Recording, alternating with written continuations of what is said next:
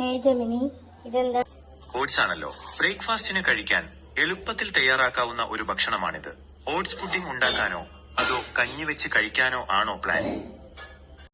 ഇത് ഓട്സ് അല്ല ജെമിനി, അവിലാണ്. അവിലാണല്ലേ. അവിലുപയോഗിച്ച് ഒരുപാട് പലഹാരങ്ങൾ ഉണ്ടാക്കാമല്ലോ.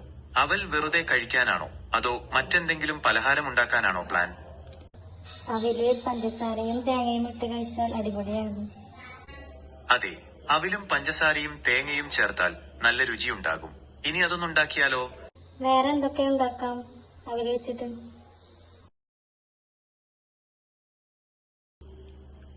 അവൽ വെച്ചിട്ട് ഒരുപാട് പലഹാരങ്ങൾ ഉണ്ടാക്കാമല്ലോ. അവൽ വിളയിച്ചത്, അവൽ പായസം, അവൽ മിൽക്ക് ഷേക്ക്, അങ്ങനെ പലതും. ഇതിൽ ഏതാണ് ഉണ്ടാക്കേണ്ടത്? അവിൽ മിൽക്ക്. അവൽ മിൽക്ക് ഷേക്ക് ഉണ്ടാക്കിയാലോ? അതിന് അവലും പാലും പഴവും കശുവണ്ടിയും ഉണക്കമുന്തിരിയും പഞ്ചസാരയും മതി. ഉണ്ടാക്കുന്ന വിധം പറഞ്ഞു തരട്ടെ? പറഞ്ഞു തന്നോളൂ. ആദ്യം അവൽ നന്നായി കഴുകിയെടുക്കുക. ശേഷം ഒരു പാനിൽ നെയ്യ് ചൂടാക്കി അണ്ടിപ്പരിപ്പും കിസ്മിസും വറുത്ത് മാറ്റിവെക്കുക.